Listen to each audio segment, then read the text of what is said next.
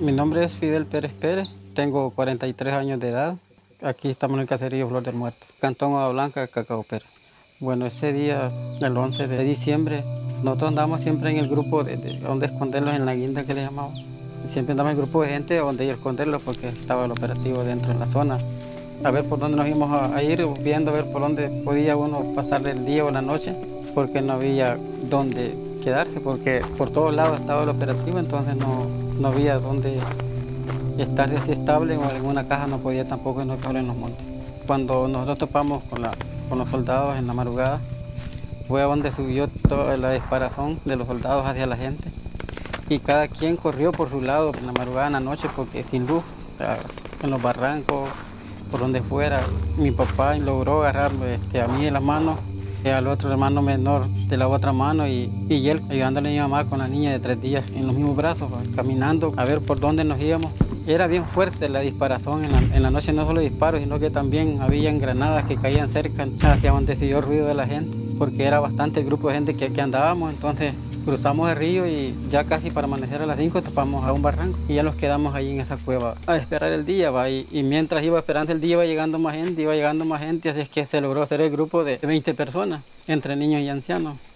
Ya como a las 10 de la mañana, otra señora que andaba junto con nosotros, andaba también otros niños, pero ya andaba como unos 3 meses, ya más grandecita, entonces ella decidió bajar al río porque ya no había cómo cubrir al niño, ir al río, bajar al río y lavarlo. Pero cuando ella baja al río es donde ella encontró a los soldados que estaban en el río. Entonces ella no hizo otra cosa que regresar después ahí mismo donde había bajado y llegar donde estábamos nosotros. Cuando ella llega donde estamos nosotros, nos dice, ahora sí nos matan. Y se echó a llorar, entonces nosotros junto con mi papá salimos a ver porque había para abajo, iba un solo soldado, iba para arriba. Y cuando se dio las cosas,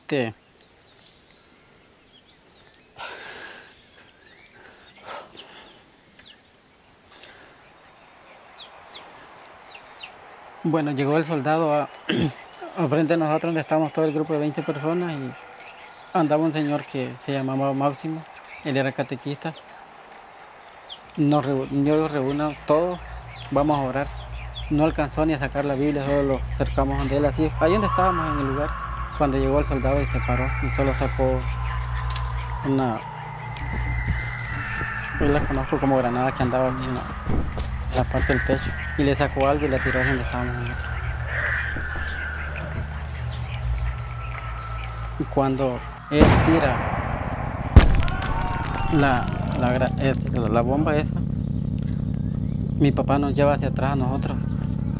Eso fue como a las 11 de la mañana aproximadamente. Cuando ya tiré la granada, entonces fue un sueño para nosotros, que desde las 11 hasta las 6 de la tarde que nos íbamos despertando, pero cuando ya nos despertamos de acá, del lugar, a un lado uno con mi papá, mi otro hermano, entonces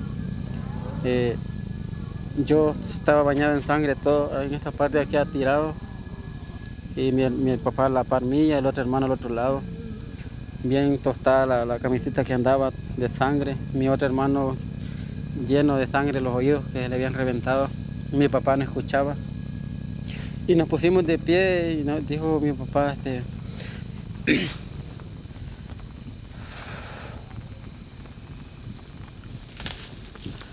mi mamá ya estaba muerta, entonces que no había nada que hacer, y la niña todavía estaba viva, pero ya toda destrozada sus piernas.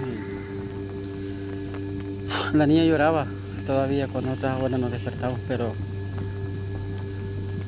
no había nada que hacer en ese momento, porque todos estaban muertos. Y antes mi papá, los vamos a ir, entonces nos sacó para ese lado, así buscó medios cómo salirse para la parte de arriba, porque dijo, aquí no podemos hacer nada, estamos en peligro y vamos a salir. Entonces fue así como los agarró él, y se despidió de mi mamá y la niña, y nos fuimos, ellos, los demás todos quedaron.